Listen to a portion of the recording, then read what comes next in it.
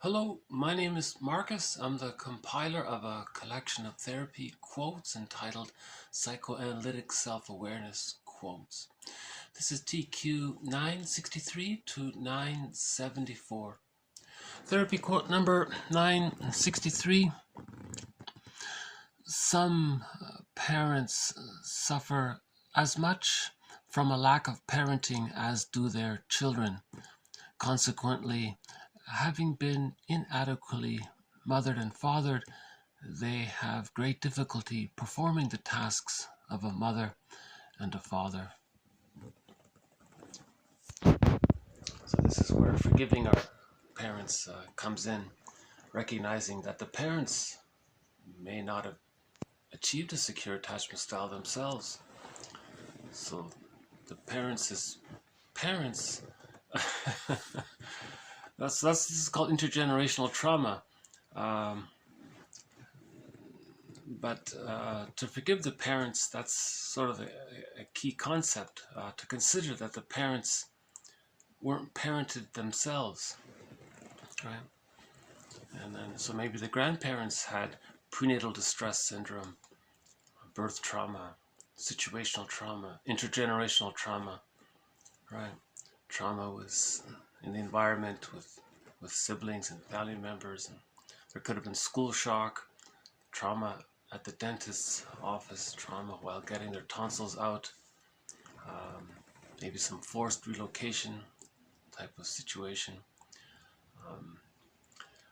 or any other types of trauma. So maybe the grandparents were traumatized and they couldn't offer a secure attachment style to their children.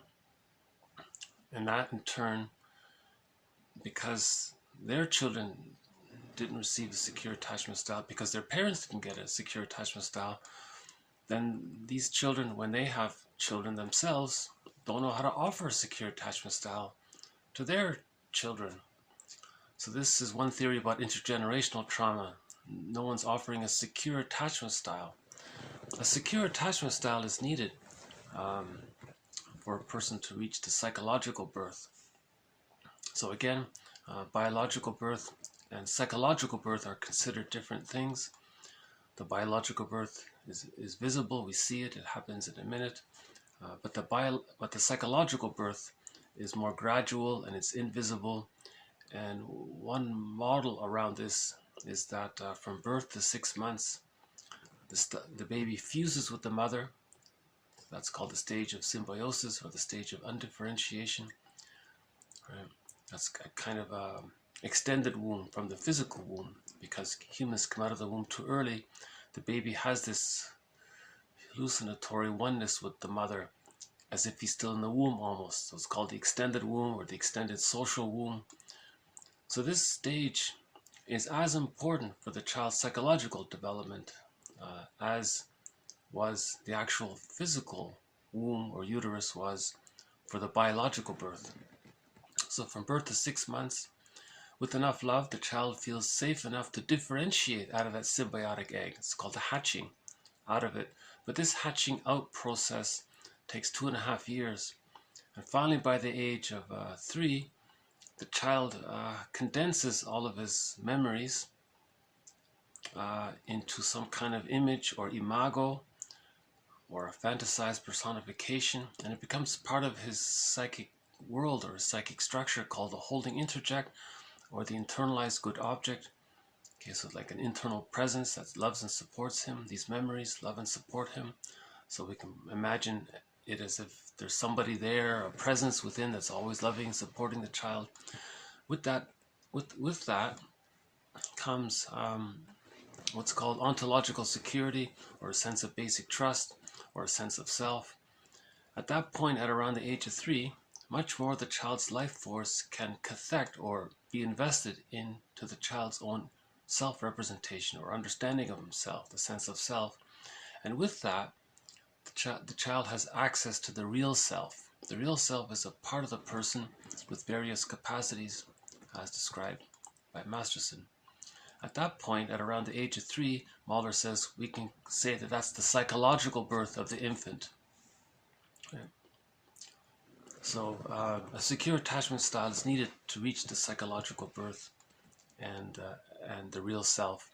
Now the real self, for example, allows the person to know their uniqueness, their unique individual wishes, their unique expression, or their unique sense of who they are.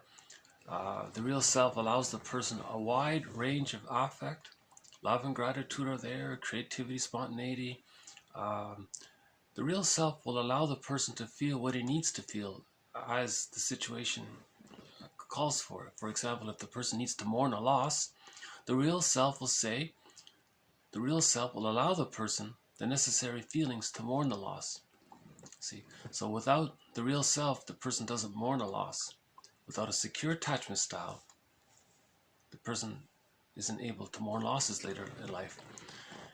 Right? So if the parents don't offer a secure attachment style to their children, that means they're offering their child an insecure attachment style. Now, this insecure attachment style means that the frustrating experiences that the baby feels with the mother outweighs the satisfying experiences. Now, when that happens, the child has to heavily rely on very infantile, immature defense mechanisms such as splitting, projective identification, reaction formation. Right? The magical thinking is still there.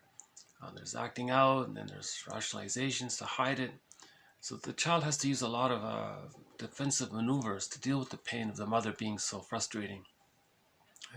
Now that means that if the child is still using the defense mechanism of splitting and he's denying that the mother's frustrating because he has the bond, the baby can't differentiate from the mother. Right? So the more frustrating the mother is, ironically, the more the baby needs the mother, the more he clings to the mother, even though the mother's more frustrating. That's the nature of life force's object seeking. The baby has to bond. So TQ 966 relates to this. There was an example by Fairbairn where Fairbairn was meeting a child who was traumatized by his mother, and Fairbairn asked the child, quote, would you like me to find you a new, kind mommy? The child answers, no, I want my own mommy. Okay, the child's tie to a particular mother, however harsh she may be, outweighs the possible desirability of any substitute figure. In the presence of an abusive mother, the child paradoxically needs the attacking object more than ever! Exclamation mark. Okay, so there's an exclamation mark there. So the child is more desperate for his mother. So the more unavailable the mother is, the more desperate the child wants his mother, needs his mother, loves his mother, clings to his mother, and so on. Right? So while that's taking place, the child has to adopt various defense mechanisms in his mind to preserve the attachment to the mother, even though she's abusive. Now, the child's already bonded to this mother, even because she was abusive. Now, to lose her, that would create a huge separation anxiety. So the child can't even handle that. So he's willing to stay with the abusive mother. Now, the therapist there, obviously the child didn't bond to the therapist enough to trust what the therapist was saying. And the child didn't meet this new substitute foster mother to have a chance to realize that this new mother might be safe. So all the child knew was the abusive mother. So how does the child deal with this? He needs to bond to his mother, but the mother's more frustrating than loving, because the mother's mother didn't achieve a secure attachment style, because that person's mother didn't have one, and so on, because of the intergenerational trauma. So one theory is the child adopts the defense mechanism of splitting. So this little sort of a basic graph came from an early version of Masterson's work. So I'll just try to... it's a sort of a simplified version of it. Okay, so okay, let me just show you the graph here. So what happens? So the theory is, okay, the theory is in the womb, okay, the baby's impression of himself is fused with the impression of the other. So there's the self and the others. There's double layer there. There's the self and there's the other, and they're fused. They're one there, right? Called undifferentiated matrix. There's no differentiation there. Okay, so there's the symbiosis there in the womb. Now after the womb, this still continues for the first 3 months. Okay, birth to 3 months. This is still there. The child and the mother are one, right? The two are one. He doesn't know where he ends and his mother begins. He thinks maybe the mother's her or the mother's the womb, and he doesn't have a sense of I and not I, right? Now, because the mother is, in the case where the mother's bound to be frustrating. No mother's perfect. So the child's ingenious. So what he does is, okay, this image of the other becomes split into a rewarding other, the O there is for other, and a frustrating other, so the O means other. So now the child's sense of his mother, he's still fused, see the double circle there, he's still fused. Now he thinks, okay, the mother's sometimes loving and sometimes frustrating. Now with that, the self is sometimes loved and sometimes rejected. So this is the fused self-object, right? Now there are two fused self-objects. Okay, this is the frustrating fused self-object and the rewarding fused self-object. Later on, Masterson calls this the rewarding object relations unit and the withdrawing object relations unit. He uses the word withdrawing, means the mother's withdrawing her love, but it basically means unsatisfying, rejecting, frustrating, refusing, and all that, right? So this is called the WORU, withdrawing object relations unit, and the RORU, rewarding object relations unit. Okay, so now they're still fused there, right? Now, in regular development, this fusion, the child is able to hatch out of the fusion. Okay, so now the circle, you see this second outer circle is gone. You see, so now he's differentiated. Okay, now he has achieved some differentiation, but the splitting is still there, right? So there's the rewarding object linked to a rewarding self, the feeling is good. A frustrating object linked to a frustrating self-representation, and the feeling is bad. Okay, now by the age of 3, these two O's come together to form a whole O. These two S's, the self-representations, come to form a whole self. Now this is called whole object relating, whole object relations. There's a whole image of the mother. She's partly rewarding, partly frustrating, but that's okay. She's a whole, and the self-representation is one sense of self, partly loved, partly dissatisfied, but they're whole. Whereas before, they were kept apart, you see. Now they're whole, right? So in other words, in the beginning, there's fusion, right? The baby and the mother are one. By the age of 3, we achieve whole object relations. There's a whole other and the whole self. There's the I and the not I. There's the mother and the child. So psychologically, they're different, right? And in between, we have splitting and differentiation. So there's the differentiation and there's the splitting. And these two get resolved by the age of 3, 36 months, all right? So ideally, that's what happens. Now, if the mother's more frustrating than the child, if the mother's more frustrating than satisfying within the 18 months, he's stuck here. This is the narcissistic pattern. He's still fused with the mother. You see, the fusion is still there. Now, either the mother is a goddess or a demon. So this image here is a goddess or a demon, right? In his unconscious fantasy world. The mother, so this is idealization or frustrating, because he can't leave the fusion. He's stuck with the fusion. Now, if the child gets enough love, he can differentiate out of the fusion, right? Now, this is the codependent pattern. So that's why they're more emotional, because they want to achieve whole object relations. Not the best, a little bit confusing here. This circle here is a combination of these two O's. This circle here is a combination of these two selves. All right, that's the self as a whole, and this is the object as a whole. All right.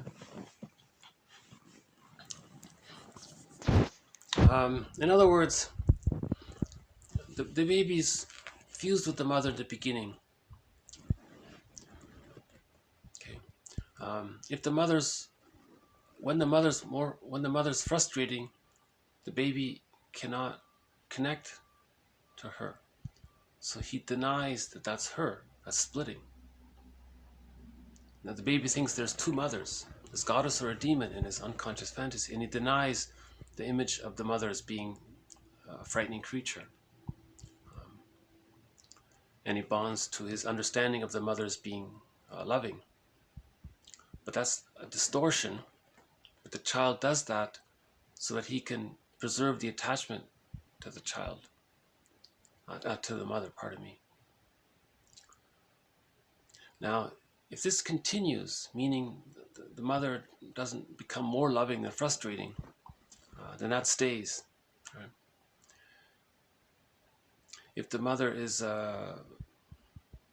more loving than frustrating, then eventually the split images come together and the child can differentiate.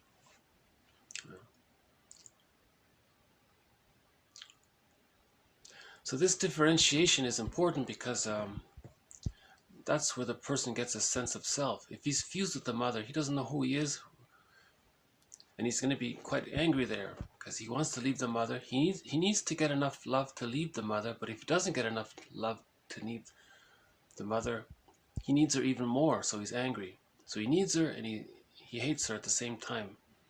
He's not getting enough love to leave her to be himself, so he hates her. And because she's rejecting, he needs her even more.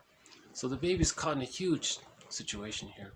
That's called the narcissistic pattern, where the child identifies with the aggressor and then does to others what his mother did to him to communicate that that's what his mother did to him.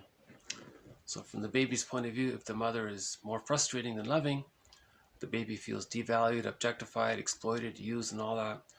The person identifies with the aggressor. He grows up and then objectifies, exploits, uses others to communicate that when he was a baby, those are the things that his mother did to him.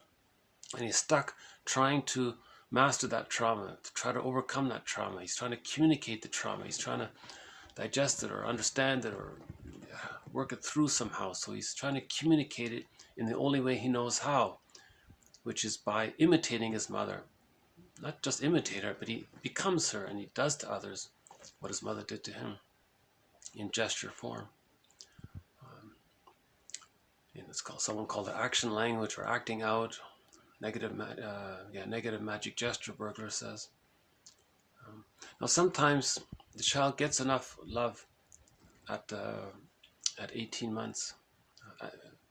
Sometimes the child is stuck in between at a later phase. So there's two phases. The theory is there's two phases here. If the child gets arrested, if his arrested development occurs here, that's the narcissistic pattern. If his arrested development occurs a little bit later on, between 18 months and 36 months, that's the codependent pattern. They have love and gratitude because they differentiated. You see, this is the symbiosis, the double circle is symbiosis. Here they differentiated. So they have love and gratitude in their repertoire, in their psychological repertoire. Love and gratitude have entered the psychological picture because they differentiated, but they didn't get enough support to resolve the splitting defense. Right? So now this is the codependent pattern. So Here, the fixation is at the rejection level of not getting enough love to differentiate. Here, the fixation is at the rejection level of not getting enough love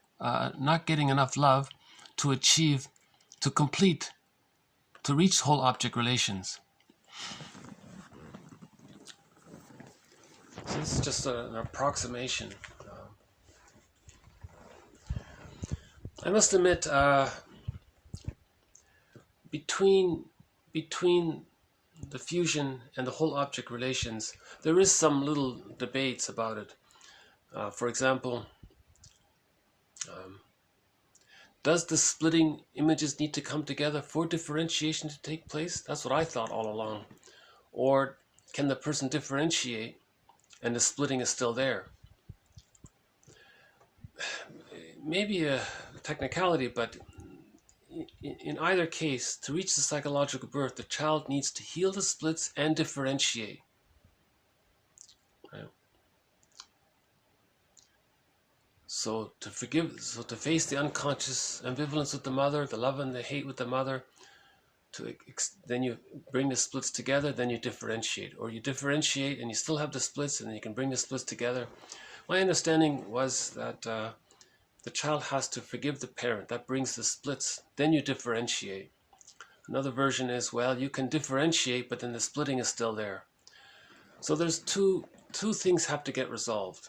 The splitting image, the part image of the mother is being rewarding, and the part image of the mother is being frustrating. The goddess and demon images of the mother, they have to come together.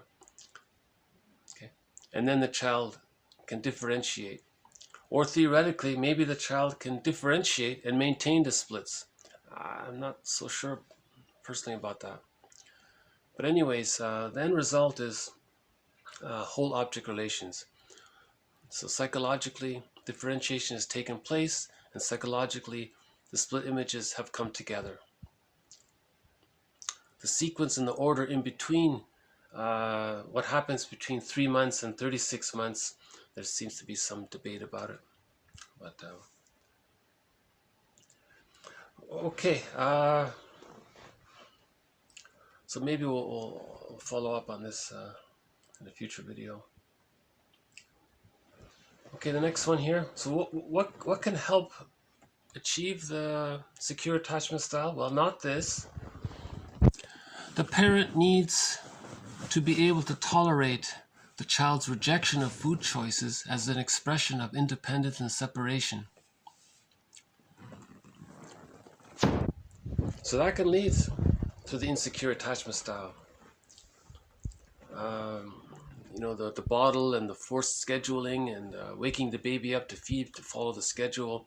The baby's not hungry, but you're following the schedule. So that's gaslighting the baby. The baby, no, I'm not hungry. No, the mother says you're hungry now. You got to follow the schedule. So this kind of thing can create the insecure attachment style. To deal with the pain of it, the child holds on to the image of the mother as being good and frustrating and denies that she's frustrating. So the child denies that the mother is hurting him and thinks that when the mother's hurting him, that's not his mother. That's called a splitting defense. Now, he's still fused with the mother. He's caught in a negative symbiosis with her.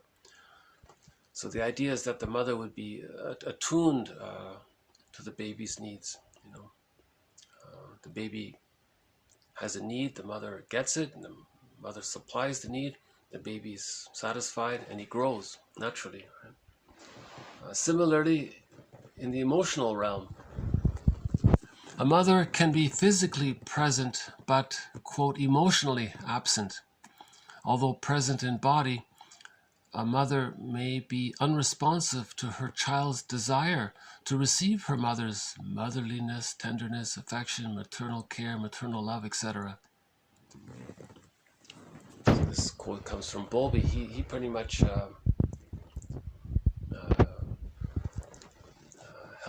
helped. He pretty much created attachment theory.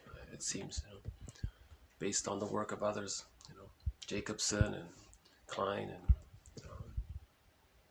yeah, I think Klein was Bowlby's therapist or something like that. Bowlby was Klein's client, I think, something like that. Yeah, Klein was Bowlby's therapist.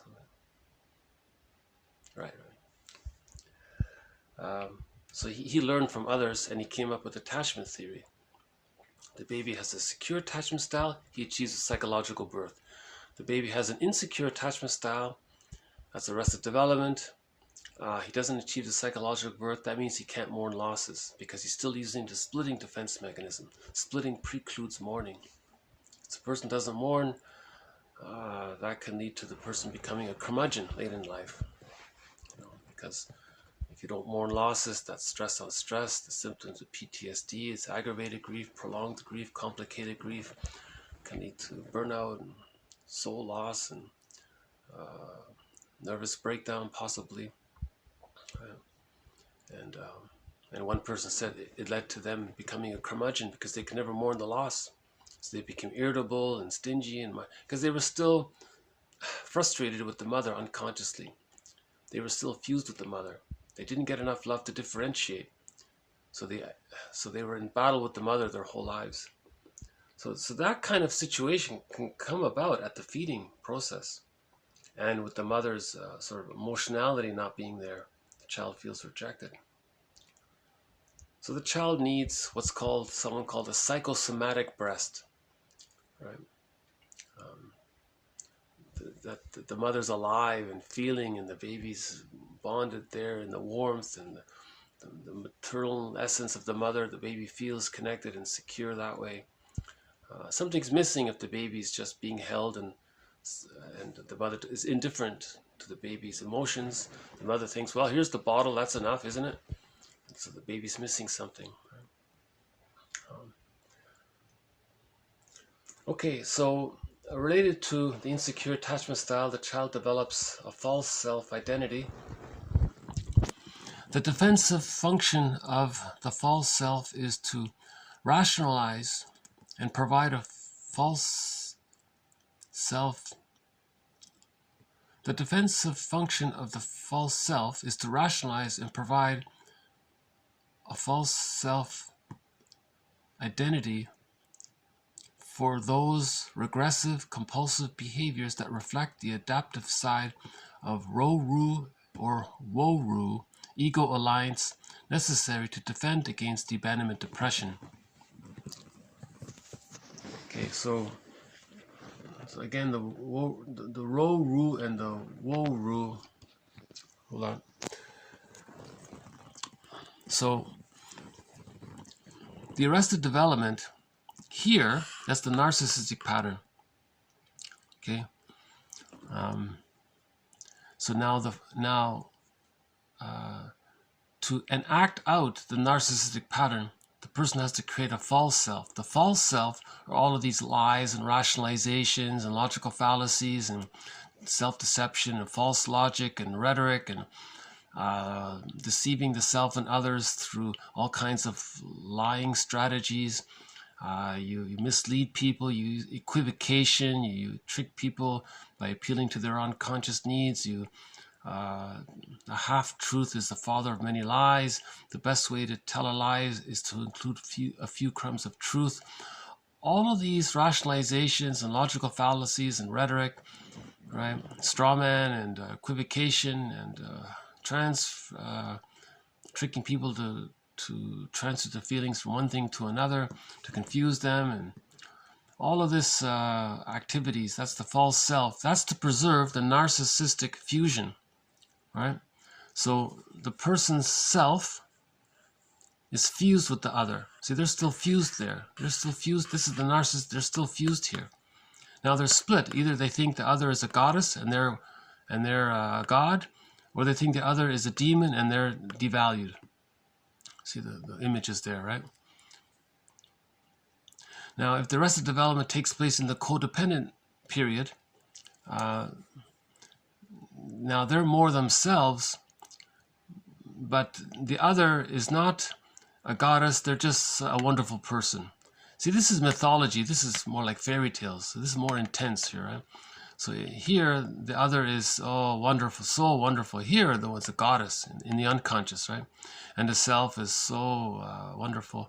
Now here, the person thinks they're a god. Here, they think they're just a little little bit entitled or something. But here it's much more intense. When they're devalued, if the baby doesn't get, if the person with the narcissistic pattern doesn't get his needs, the other is worthless and he feels worthless, right? He feels empty so much. Here, with the differentiation, he feels also bad, but it's not as intense as this.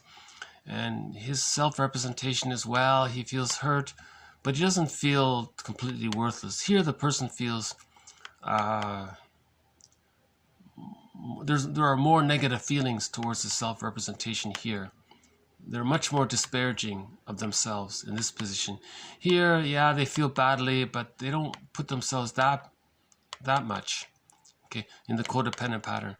So the rationalizations that preserve this and the rationalizations that preserve this, these can be called two false self-organizations. So the false self-organization around the narcissistic pattern, you can have the narcissistic pattern, the hostile provocative attachment style, hiding behind power struggles as a character defense, the schizoid pattern, the one that resembles the character Iago in literature, some of the symbiotic character disorders, and a few other complicated antisocial, the bully pattern, the sociopath. A lot of these severe ones are here as well, right? So these are the false self-organizations that spring from here. The false self-identity organizations, this one is maybe, this is more the codependent pattern. You know, they're more the pleaser, and you know, they're placating others too much, and maybe they're overly Pollyanna, maybe they're overly optimistic, unrealistically optimistic. They use what's called the sweet lemons. This one this is sour grape. Everything is sour grapes here. They're very pessimistic. Here they're overly optimistic. It's unrealistically optimistic because they want to get to this place. They want to get to whole object relations. So they think the way to do it is to focus on the rewarding object, right? And then that'll help them get to there. And they're ignoring this, you know. So person with the codependent pattern, they're the hopeless romantics. You know, they're caring, and one self-help author says these are the stingers and these are the clingers. These people cling. Sometimes, or not sometimes, very often they cling to these people. Now these people are delighted because they're going to use them as symbolic breasts because they're stuck in the greed, hate, and envy.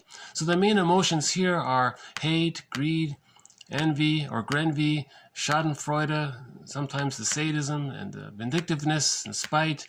They're very vindictive and spiteful and entitled. Infantile megalomania is very strong here. Okay, they still think they're the little god. Remember here, the baby thinks he's a god, fused with the mother. That's still there. Infantile megalomania is still there. This is sort of resolved partially, not completely, but they feel still very important. And so they're way more arrogant than this one. But they'll accuse them of being what they are because they're fused. See, when these two get together, they fuse with them, and they can flip things around easily. You know. So we talked a little bit about the relationship between the person with the narcissistic pattern and the codependent pattern in previous videos. So this maybe adds a little bit to it. Now, with the splitting defense mechanism, how does a person preserve the splitting defense mechanism, whether in the narcissistic pattern or whether in the codependent pattern or in any other of the patterns with the insecure attachment style? Projective identification can be used. Projective identification, okay, as an extension of the splitting defense, is generally a result of childhood experiences in which the parent was unable to understand the child's feelings and thoughts and impinged his or her own upon the infant. A very mild example of this would be when a parent dresses a child warmly because the parent is cold. So this is one of the threads in this series as well, the defense mechanism of projective identification. I think this series includes, this series has well over a dozen quotes, maybe 20 quotes or so on projective identification. Almost every author talks about it. Because of that fusion between the baby and the mother, the baby wants the mother to feel what the baby's feeling with the hopes that the mother will get the message and respond and comfort the baby. Now, if there's trauma there, the person's still using that. They want others to feel what they're feeling, even though they're not aware that they're feeling it. They want others to feel it, then they feel some relief. Right? So the example here to the origin of this is, let's say the child is comfortable. He's not cold, he's fine. But the parent is cold. So the parent is uncomfortable. So the parent imagines that the child is cold. The child's not cold. The parent says, no, you're cold, because I'm cold, you're cold, because they're fused there. So then the mother overdresses the child. Now he's sweating, let's say. And the child is, gee, Ma, you're not really listening to me, are you? You only care about, you're only responding to your own feelings and situation. Something like that. And then maybe the child adopts that defense mechanism. And later on in life, he sort of does that with others to communicate that when he was a child, that his mother did those things to him. Right? That kind of thing. Again, projective identification can be very mild. Two friends get together. The first friend maybe feels kind of happy about something, but he's not really sure about it. But he is happy about it, but he doesn't know that it's okay to feel happy about something. Suddenly his friend, the second person, is in a good mood. He's not sure why, but so the second friend says, I'm kind of feeling pretty good right now. I'm wondering if maybe you too secretly, unknowingly are feeling pretty good about something. And the first friend said, I'm glad you brought it up. I am. I was afraid to admit it. I was afraid to acknowledge it. But since you brought it up, I feel that it's okay to admit it. Yes, I am feeling good about something. So there's a benign sort of communicative aspect about it. And there are other versions of projective identification. Okay, the next one here. The repetitive symptoms of traumatic neurotics serve the attempt at achieving a belated mastery of experiences which brought too great an amount of excitement to be mastered in a normal way, quote, to bring about a certain experience to get rid of a disturbing, overwhelming impression. So that's another thread in the series, the concept of repetition compulsion gone awry. So a developmental trauma is a trauma. When there's a trauma, it's an open wound. The person wants to recreate, relive, redo, re-experience the situation to see if you can get a better outcome, to see if you can understand it, to overcome it, to master it, to handle it. So the person with any kind of trauma, in this series we're mainly talking about developmental trauma, they're going to recreate the childhood scene with others in the present to see if they can master it. Right? So why is he doing it? He says here, it's an attempt at belated mastery, delayed mastery. So the positive intention of transferring the childhood situation into the present is an attempt at belated mastery. That's what he's saying. The child defends himself against remembering and discussing his infantile conflicts by reliving them. Transference actions, okay, these are transference actions since the object is not the right one. Okay, the person in the present is not the mother, right? The object is not the right one, and the situation is not fitting. So again, the present is not the past. They're not in the nursery.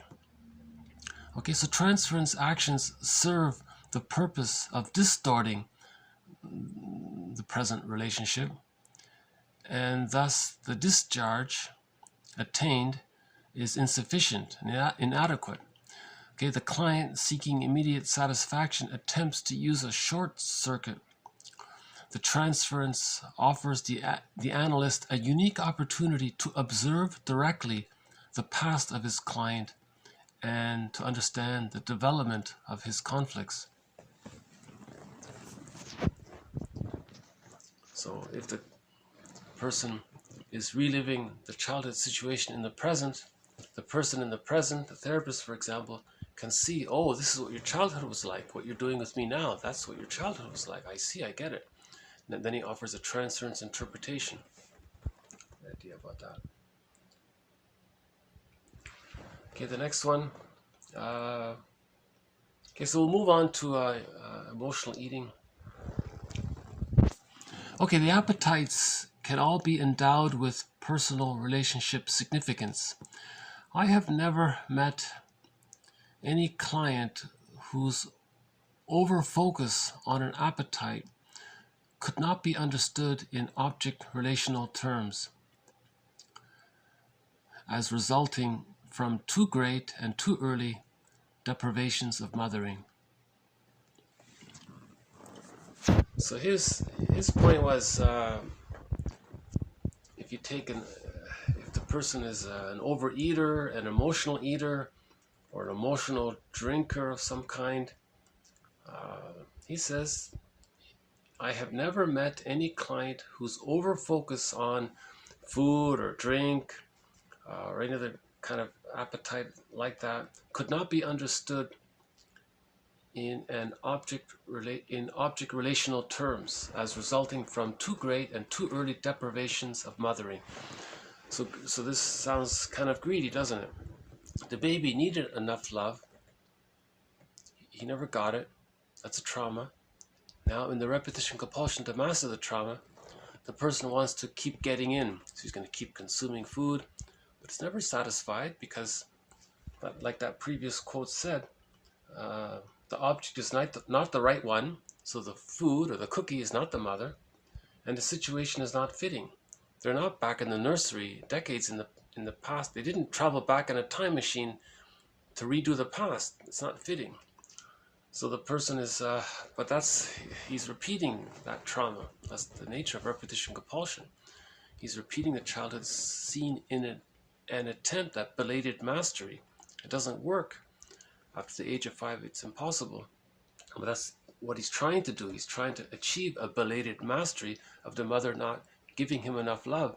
So now in the present, the person may be greedy, consuming, gulping down food. I guess in the fairy tale, that's the wolf character, gulping down the food or something.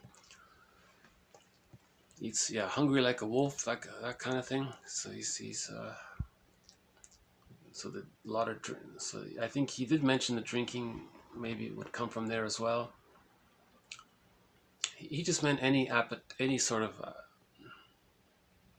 I think those are the main appetites. I guess he mentioned other appetites, but I think the main one was food and drink, he said there. Okay, so to add to this on emotional eating, the magic of comfort foods. Okay, so right there, this thing about the magic of comfort foods, right off the bat, the theory is when the baby's in the womb, we ask ourselves, what might the baby be thinking? How does the baby perceive his experience? We imagine it's as if he were to have the thought that he's like a little god, like he's a magician. He has a need and it gets met like magic.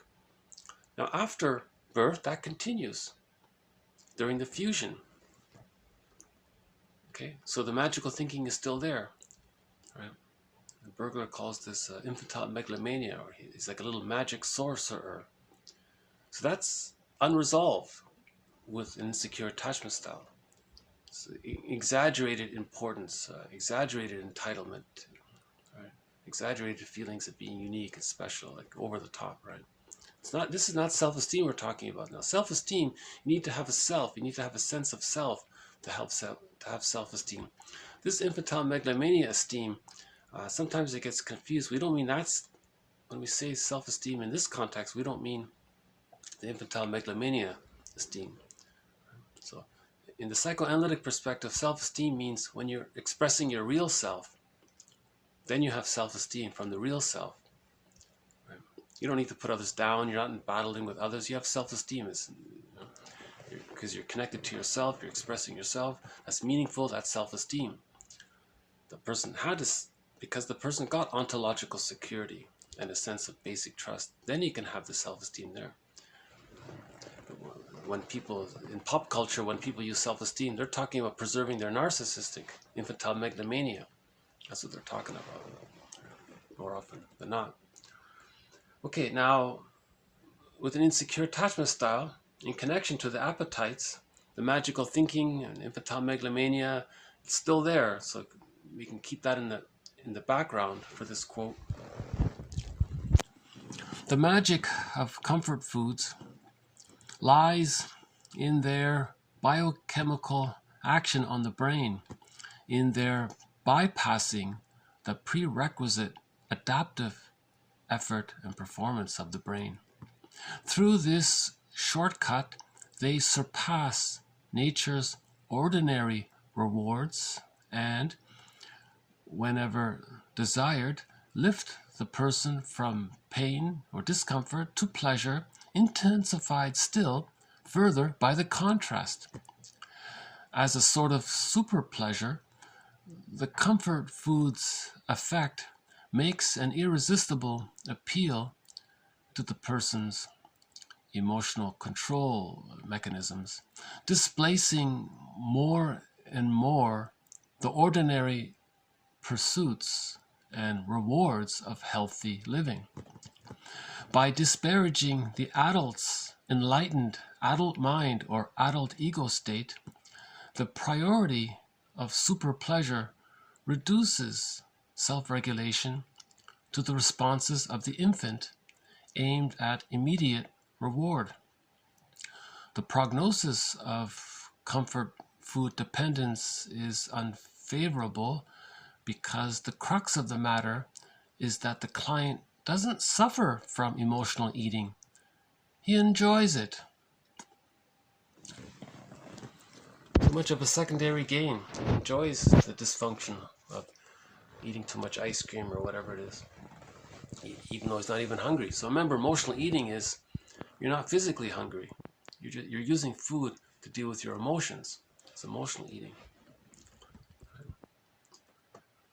Now, another author, there's a book called Narcissus in Wonderland. That's an interesting book. Narcissus in Wonderland. They're saying, in that by Ullman, is it Richard Ullman and Henry Paul, I think it is. Anyways, Ullman and Paul wrote a book called Narcissus in Wonderland. They're saying about comfort foods and addictive eating and drinking and whatever and so on, and the more severe versions of it. But in general, they're saying that all of this, what psychologically motivates this is that it preserves the infantile megalomania. It preserves the person unconsciously thinking that they're a magic sorcerer, stemming from the... Oh, hold on a sec. We got one of the birds here. Let's see. Just flew in. One of the crows.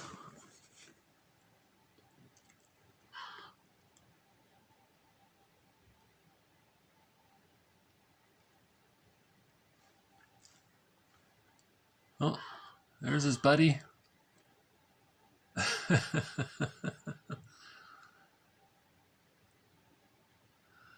Watch how quickly the snacks disappear. They'll be gone in under a minute.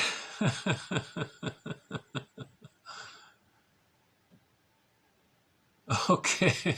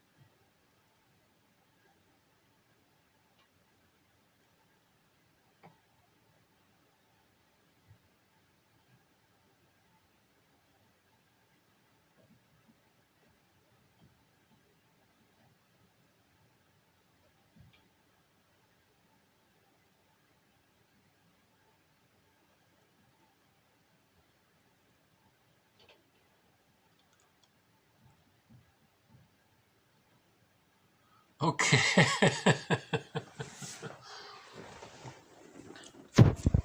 So if we're lucky, we'll see the blue jays as well.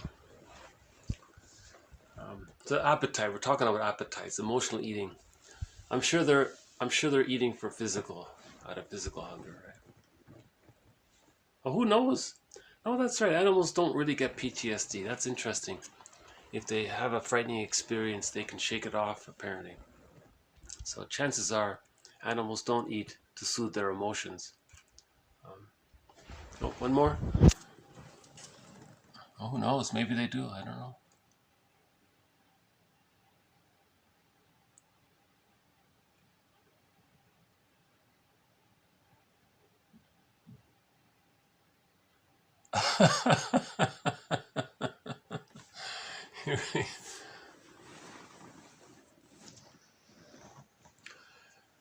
Okay. Yeah, I like the crows. I'll miss them when I leave this place here. I'll miss them. Yeah. Someone posted a video of crows playing in the snow, and I thought it was interesting.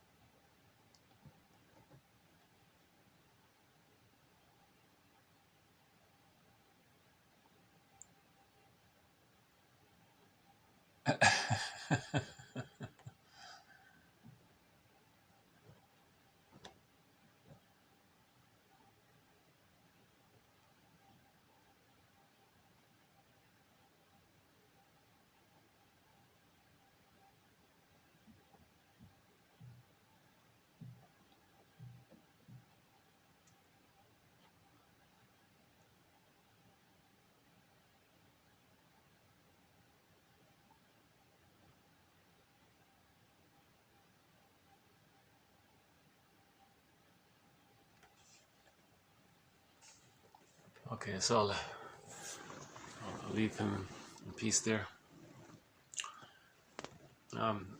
In one indigenous culture, the crow is regarded as the keeper of psychological and spiritual knowledge, they said. I thought it was interesting because they think the crow is very conscious. They think they can see a lot, so they project their own understanding and knowledge. And they say, well, the crows have it too. So they use that as a reminder that there is a body of psychological knowledge, spiritual knowledge. And the crow is sort of the animal that maybe represents some of that. So this, this book, Narcissus in Wonderland. So a person with a narcissistic pattern, whatever it is, if it's a cigarette or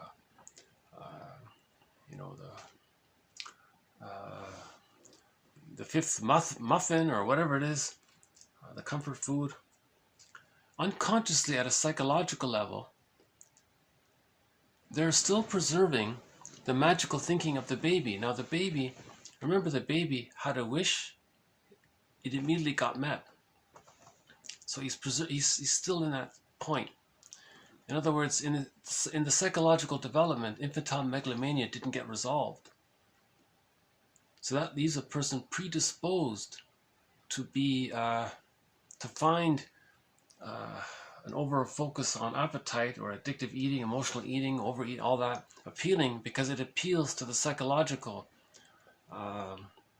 trauma of whereby the infantile megalomania didn't get resolved. Remember, by the age of 3, most of these infantile immature defense mechanisms become existential hearsay.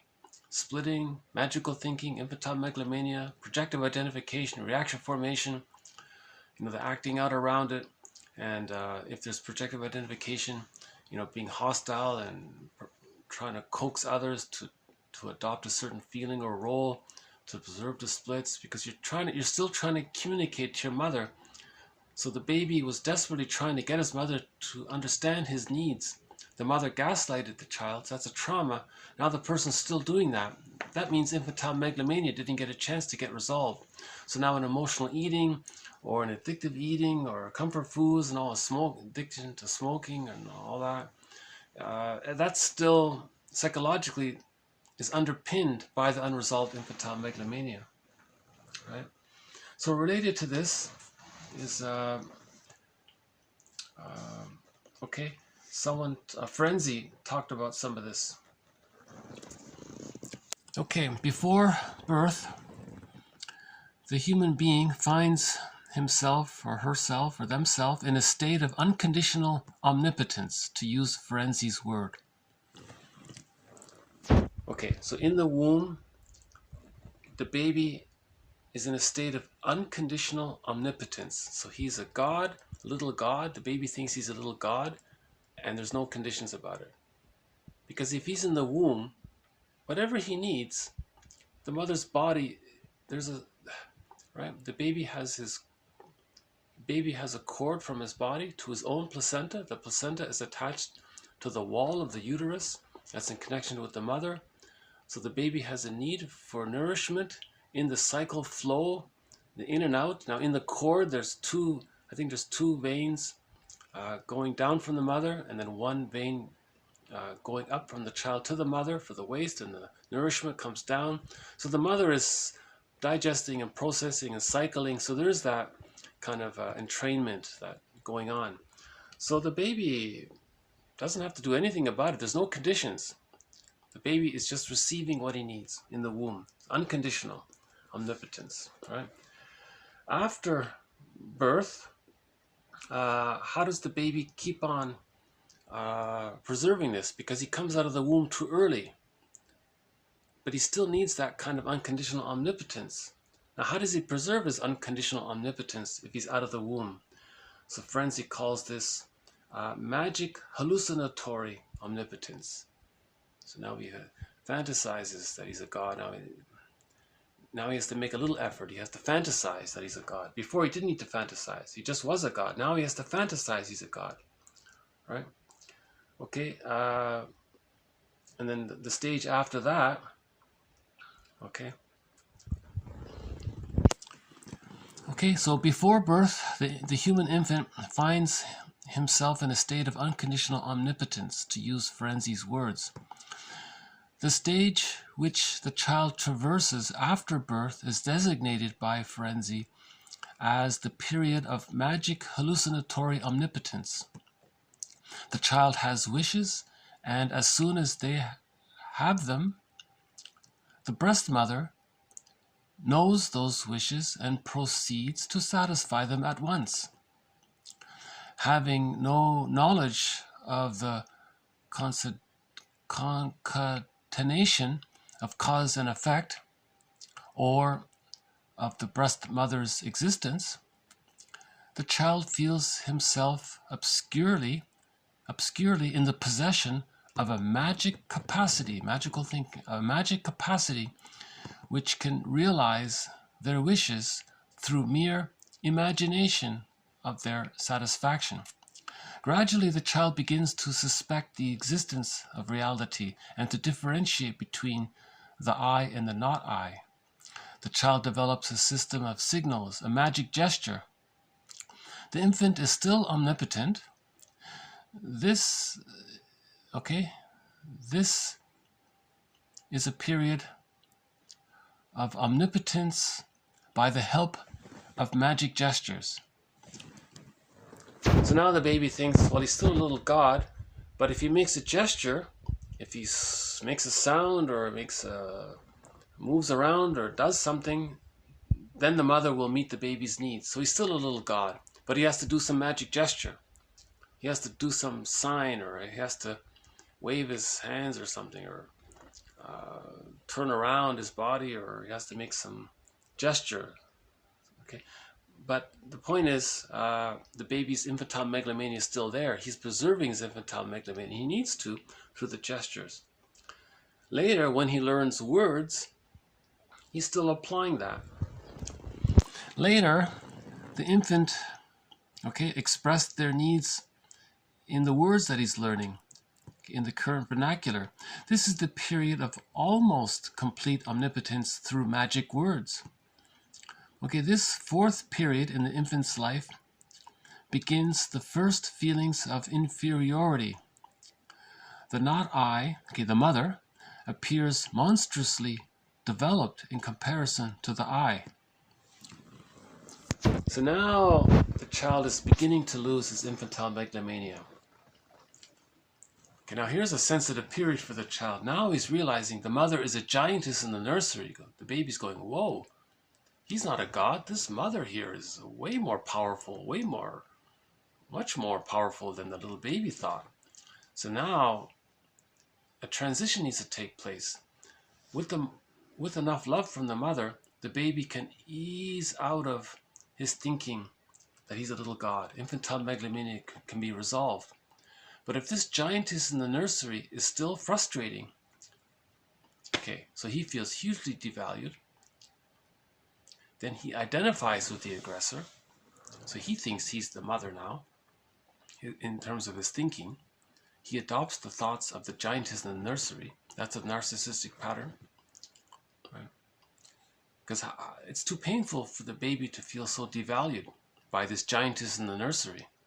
So that defense mechanism is called identification with the aggressor. All defensive mechanisms are used to deal with anxiety. The baby feels huge anxiety when he realizes that he's not a god, that there's this, not I, this giantess in the nursery who's more powerful than him. Now he's dependent on him. Now if this giantess, if she's frustrating, huge anxiety. Klein calls that annihilation anxiety or persecutory anxiety. It's way too much for the child to deal with. He can't handle that anxiety. It's too frightening. So what he does is he identifies with her. He becomes like her in his mind. Then when he grows up, he thinks like that. He thinks he's so powerful, he's so entitled, he's so grand and so important, and he can do what he wants. Because the mother did what she wanted. The mother didn't respect the babies, right? So in the narcissistic pattern, they don't respect others. So they're repeating that scene. That's the repetition compulsion. That's how he's repeating the trauma with the mother.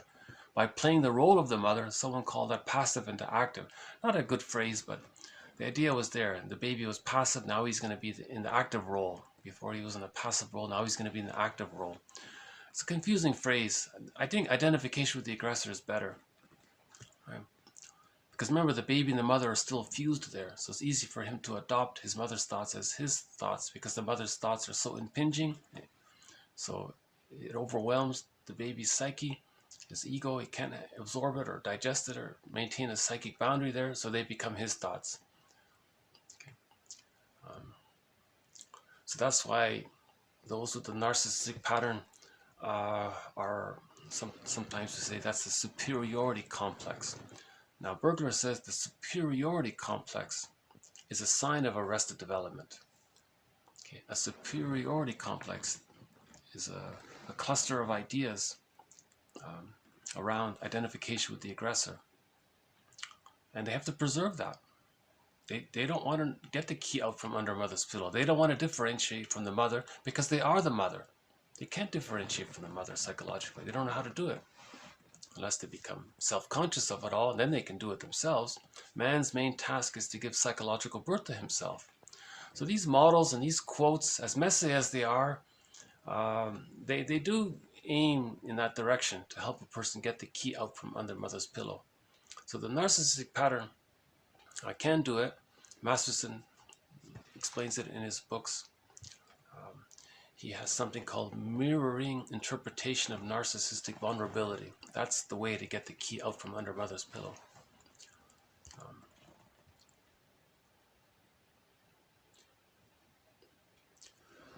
So again, with the narcissistic pattern, they're playing both roles. Themselves as the baby who needs the love that he didn't get, and he's being the aggressive mother who's rejecting. So they're both at the same time. This is the cake and eat it too people, right? So the baby's understanding of what he needs is an inexhaustible flow of goodness, He never got it. He never got satiated. He wanted to get satiated so he could leave the mother. The baby needs enough love to leave the mother, but he never got it. So he's fused with the mother, then he becomes the mother. So that's a trauma there. So in the repetition compulsion, the child person will think, well, you can't just receive love. That doesn't exist. Maybe if he owns symbolic mother. So anything that represents goodness or material and money share the same root word in Latin with mother. Mater, apparently, M-A-T-E-R. So now he wants to possess mother, material, goods, thinking he's going to master the trauma. Now Klein calls this introjective destructiveness because it's insatiable, because he was never satiated, so he can't get satiated. So that goes back to that quote there about transference actions since the object. Okay, so the material, the second car and all that, the material, all those toys, right, material things, is not the right one. That's not the actual mother. That's a substitute, fantasy image of the mother, because it's a material. It has some commonality with the mother because it provides something, right? It's a material, it's money. So it's not the right one. It's not the actual mother. And the situation is not fitting. Of course the situation is not fitting. It's not the mother. They can't travel back in a time machine to change history. It was done. It happened. You can't change the past, right? So that's what the repetition compulsion is. So that's what greed is. It's insatiable. They're going to keep on doing it like Sisyphus. He's going to keep repeating, trying to master the trauma. That's his positive intention. He's trying to master the trauma. He's trying to achieve a belated mastery of the trauma. But it can't be done after the age of 5. But that's what he's trying to do. So that's the greed. He's going to keep on possessing. He'll use rationalizations of why he's greedy. Okay, he'll create philosophies around it. And then if he sees something that represents goodness, or that came about because of goodness, he'll hate that because it reminds him of him not getting the love that he needed. So envy means hatred of the good. So now he'll be envious of what he sees that he can't possess. And then if he sees the goodness spoiled or damaged, he feels gleeful. That's the Schadenfreude. Now in yesterday's video, I think the Hoobermans made the point that some people with a narcissistic pattern want to become therapists. It's a horrible idea, but some of them trick themselves and others that they can become a therapist. Now what they do in their position of power, okay, they receive others' money, so they're receiving the material out of the greed. At the same time, they want to do to others what the mother did to them. They want to hurt the good. They want to hurt others, right? So they call that the sadism. That the narcissistic pattern is fueled by this hate, vindictiveness. That's the sadism. He thinks that's the sadism is there. Right? When they consciously, deliberately, purposely try to see the goodness spoiled in others, and at the same time they're extracting from them. You know? So that's why there are so many books about it, how to choose the right therapist. In other words, don't choose one who has the narcissistic pattern, because all they're going to do is preserve their narcissistic repetition compulsion, something like that. Sounds harsh. I think it's fair that there's a lot of criticism against people with against therapists. If so many therapists in fact structurally have the narcissistic pattern, they're drawn to the profession, someone said, because it meets their narcissistic supplies, their greed, and they can put out their hate on the person. What they do is they project their wounded, devalued self onto the client, and they want to see that person in that down position, and they enjoy it. Because theoretically, the mother enjoyed the situation of the mother getting the needs from her baby. That's called the Jocasta style of mothering.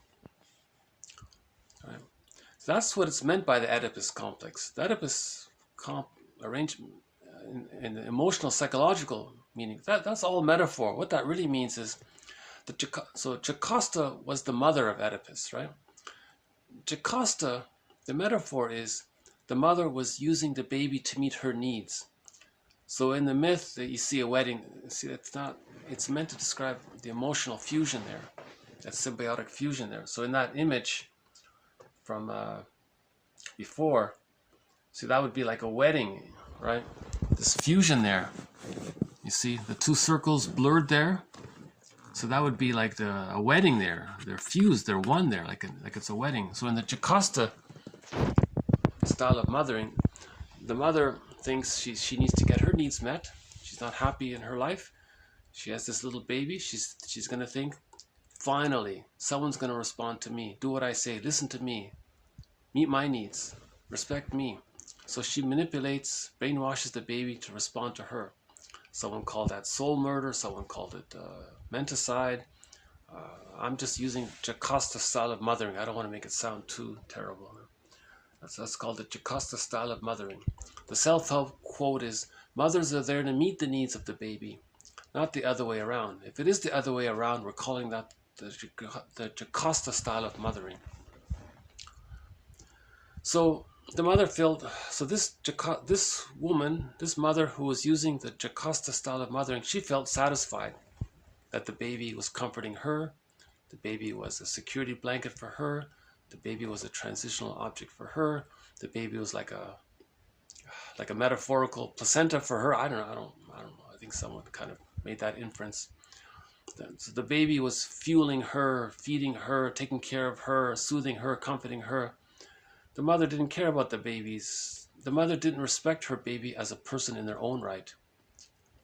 She wanted the baby to respect the mother as a person in her own right. She was trying to get her needs met. Okay, so she was, but no little baby can be a therapist and say, hey, mom, are you doing to me what was done to you? Baby can't do that. So now, this baby identifies with the aggressor, identifies with the mother who used the Jocasta style of mothering. Okay. And then, now remember, the mother felt good doing that. So now in the narcissistic pattern, when they exploit others, they feel good, just like the mother felt good.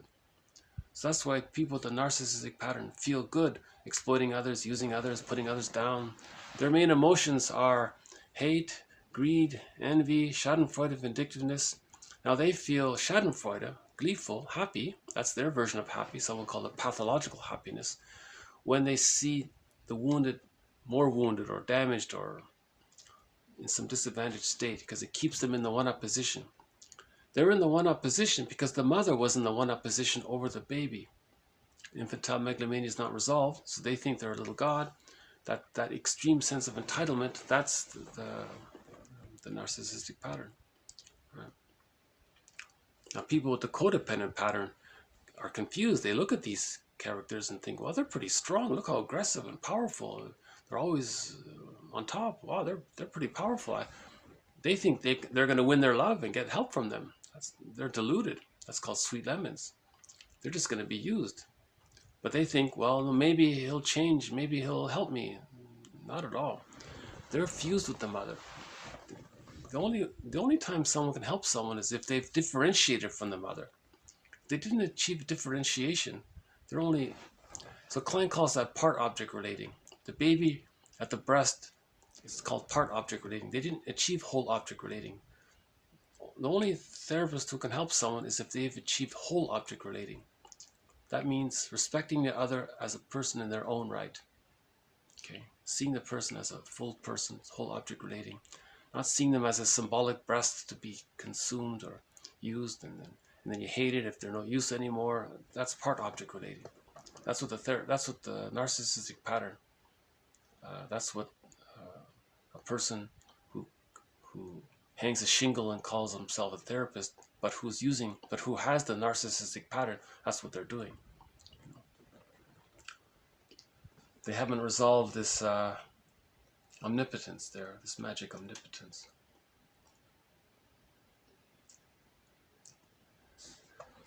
Okay, I'll just conclude on one short one here.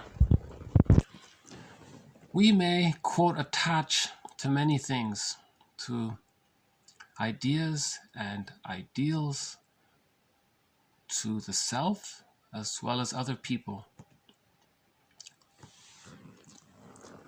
So if a person didn't achieve a secure attachment style with the mother, later on, well, even people with a secure attachment style, they still have attachment needs, but their attachments to others are based on mutuality, mutual respect, and all that. So, because that's called whole object relating. So as an adult, they still need people, but there's a mutual respect and care and love for each other. It's mutual, right? No one's trying to hurt the other. No one's trying to put the other down. They both take joy in seeing both sides develop, right? There's the mutuality there. Each side wants the other to succeed, and they're both happy to see that. There's no real envy involved. There's none of this. It's okay if one side develops maybe a little faster than the other. It's okay. They're both developing. They're both growing. So a person with a secure attachment style still needs others, but the relationship is based on mutual growth. They're both growing. They're both benefiting. Right? So now, when there's an insecure attachment style, okay. So whatever, if it's a secure attachment style or an insecure attachment style, people can attach to others. They can attach to places, to companies, to organizations, to things, to ideas, philosophies. You know, I guess maybe I've formed some attachment to this philosophy of the psychoanalytic perspective of psychotherapy. Maybe I have some belief in it, or maybe I connected to it somehow a little bit. So we can all form connections. I've connected to the birds, you know. So we can form attachments to pretty much anything, a place, an idea. Now the narcissistic pattern, they just attach to themselves. Right? They're fused with themselves.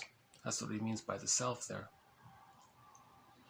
Now, this attachment to the ideas, if these ideas are an extension of the narcissistic pattern, then that attachment to the idea, the purpose of that philosophy or that attachment to that negative pessimistic philosophy is that it's being used as a rationalization or as an excuse for the person to express their hate, greed, envy, schadenfreude, vindictiveness, and spite. Right? You see? So people who are attached to negative philosophies or extreme philosophies, or prejudice, of course, comes from there. That's a rationalization to serve as an outlet for being stuck in a psychological place where they're still fused with the mother. If they're still fused with the mother, their main emotions are hate, greed, envy, spite. So how do you exercise that? You attach to some philosophy that allows that, but they're not healing. You see, healing takes place when we differentiate from the mother. And I've been saying all along, you have to heal the splits first, and then you differentiate. So the theory around that is that you forgive the parents. When you forgive the parents, that they were psychologically incomplete. The first quote here was, they didn't know how to be a mother and a father because they were not mothered and fathered themselves. So they lacked the parenting skills. They lack parenting skills. So when we forgive the parents, now we're facing the reality that the person has unconscious anger towards the parent. So now the love and the hate are coming together. Along with that are the unconscious images of the parent as being a goddess, a demon, and thinking that they're separate people. The goddess and the demon are the same person. It's a human being. So you bring the unconscious image of the goddess and the demon together, they meld, they fuse, and a third arises. The third side of the coin, the new arises. So there's the spark arises, right? So the new life, the new spark arises when you realize that the mother's a human being. Okay, you integrated the idea that the mother's a goddess and a demon, and you brought the love, you brought the feelings together, you brought the fantasy images together. Okay, that leads to inner reconciliation, inner peace, and then the new perspective, the new light, the new understanding, the new clarity, the new, right, the newness, right, that the mother is just a person. Once that takes place, when you recognize that our parents were caught in their existential dilemma, once a person can emotionally appreciate that their mother and that their father were caught in their existential dilemma, if they can get to that place, okay, then they can differentiate, right? Hold on a sec, I'll be right back. Okay, so in forgiving our parents by appreciating that they were caught in their existential net, okay, in the beginning of the series, we played a clip by Bruce Springsteen. He was introducing one of his songs, and in the introduction to his song called Independence Day, he was saying how he recognized that his parents were caught in their existential dilemma, right? And there were blessings from it and problems from it, and he forgave his parents. And the song is called Emotional Independence Day, so he was kind of making a link there about that. So anyways, when we forgive our parents, we can differentiate. I think it pretty much happens at the same time. The details about differentiation and healing the splits, I'm not sure exactly about the order of that, but if the splits come together, we can differentiate. We're halfway there. Right? Okay, so then with whole object relating, we may attach to ideas or things that are of a more, that reflect mutuality. If we have the narcissistic pattern or the codependent pattern, we may attach to ideas or philosophies or programs or things or whatever that are an extension or that offer an outlet to you can know, one quote is, you can know yourself by your relationship to money, someone said. You can understand yourself based on your own relationship and your own attitudes towards money. Something like that. So I'll just leave it here. Just conclude on the song here. So this is Katja Epstein singing Windmills of the Mind.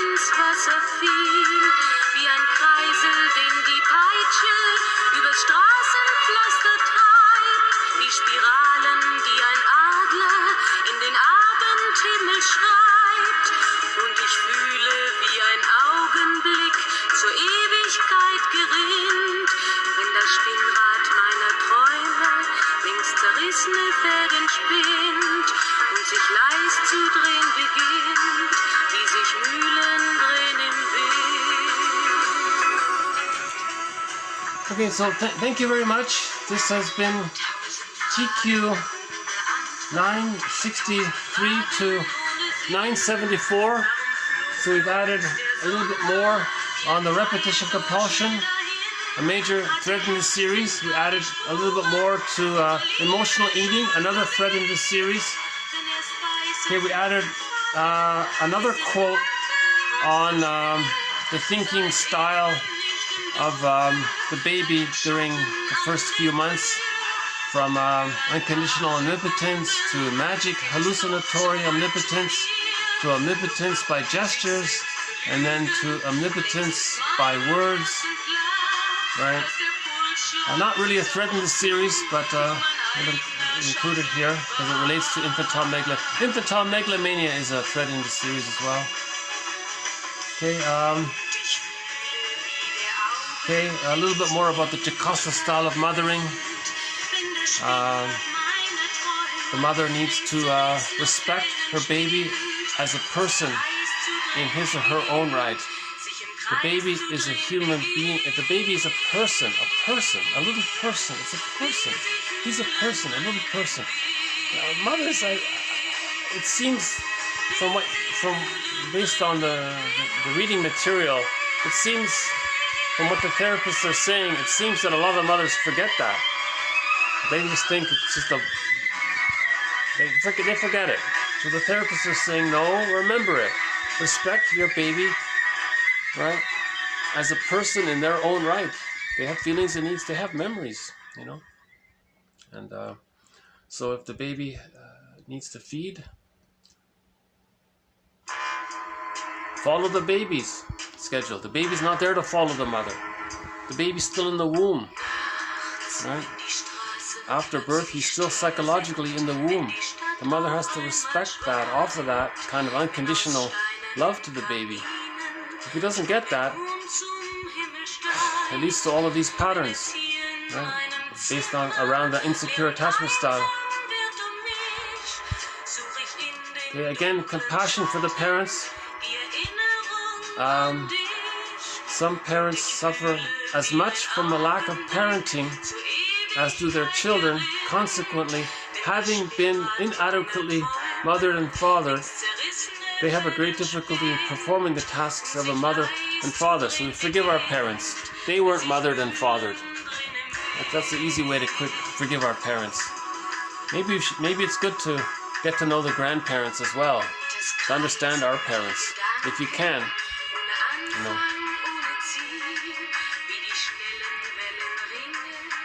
Okay, the parents need to accept that if the baby doesn't want to eat a certain food, respect that. The baby is honest. The baby doesn't want to eat whatever it is, you know.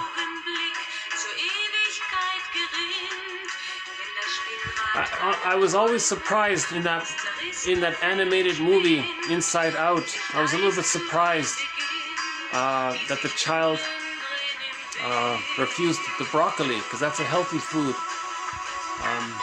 But then I later on realized maybe the baby was too young. But see, there's a confusion there. The baby liked to drink soft drinks, but there's too much sugar in there. That's too much for the baby. The baby should feel disgust by that. But someone said, well, there's an additive that tricks the brain, that bypasses the brain to not feel disgust. So that's very sad. I didn't know that. So apparently, one can of a soft drink contains up to 10 spoons of sugar in there. The baby, they said the baby would normally feel disgust by that, but because of the additive, you see, so there's sort of a bypassing of the natural system there. In other words, don't give little babies Coca-Cola or Pepsi, you know.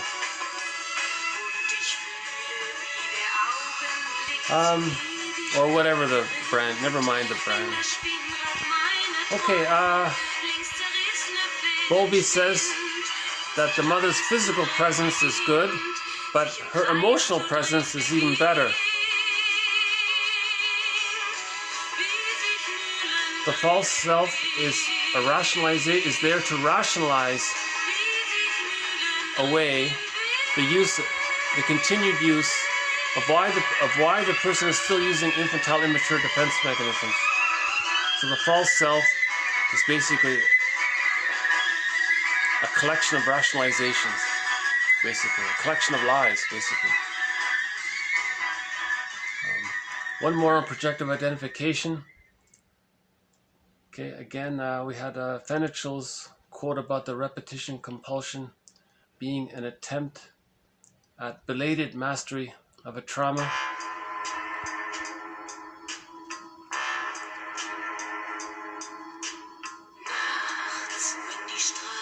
Okay, he says here that transference is a defense mechanism against remembering. The person doesn't want to remember, so he just relives it.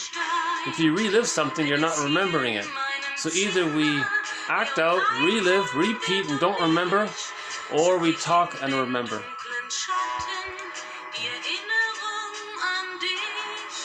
Okay, so we did a little more about emotional eating. The one about the appetites. So, yeah, a lot of material things are about relationships. Mariam Woodman talks a lot about this in her books. And the one about, yeah, the comfort foods bypass the body's natural dopamine reward system.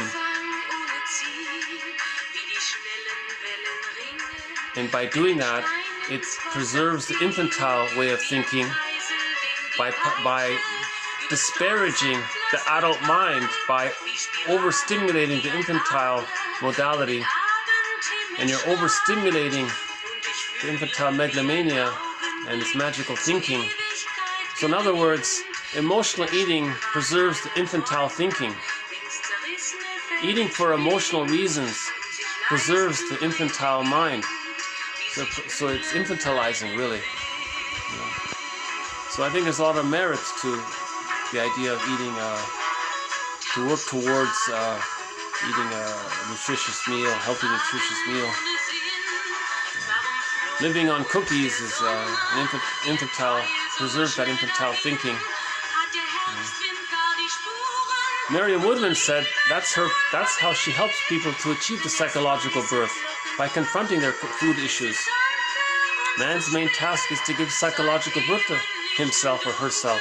Woodman says her method for doing this is to work with the emotional eating issue. Right? And we ended on how we can attach. When we say attach, it can be to lots of things. So an attachment to something, that's called an object, right? And if we attach to a certain philosophy, that can be based on the false self. That's feeling in the false self is rationalizations. So if we may be attaching, in other words, we're attaching to a rationalization. We're attaching to a lie. It's possible to form an emotional attachment to a lie, in other words.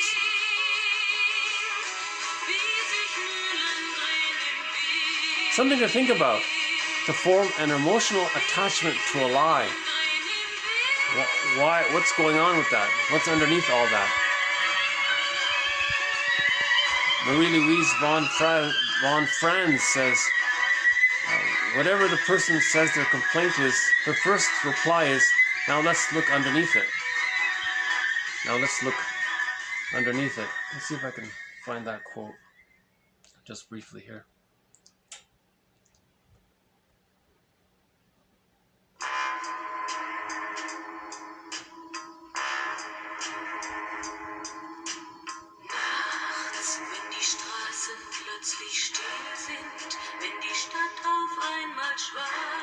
Okay. Yeah, I have it here somewhere. Oh, there it is. So von Franz says, well, client, you have a creative problem. You should do some writing or painting or some art. Give the unconscious credit. It's like taking a completely new medicine and watching the result. If someone tells me a problem, I say, okay, That's a conscious problem. Now let's see what's underneath.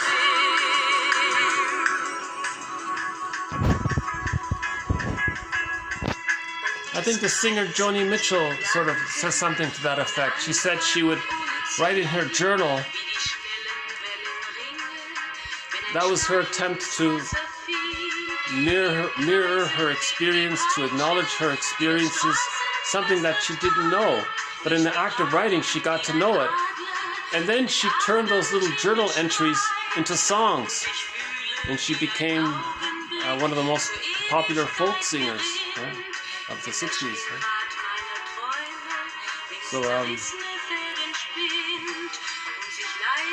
So Von Franz says, yeah, you're coming here with this complaint.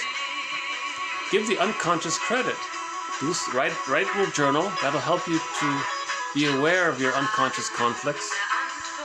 Maybe you can convert it into a song and you'll make $1 million. That shows how hungry we are.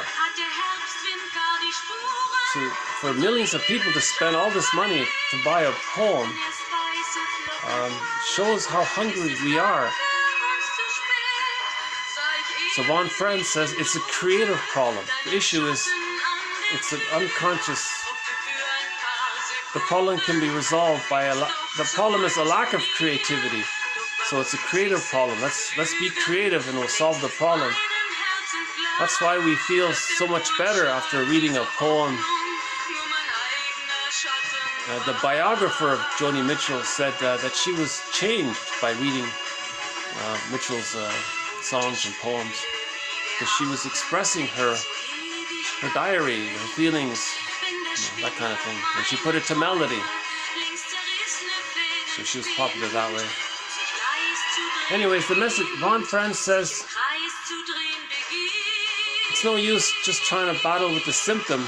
Bergler says your unconscious conflicts will faithfully follow you into your next marriage. So face the unconscious conflicts. Then the symptoms will resolve on their own. Okay, so I'll just leave it here. Okay, once again, thank you very much. Bye for now. More to follow.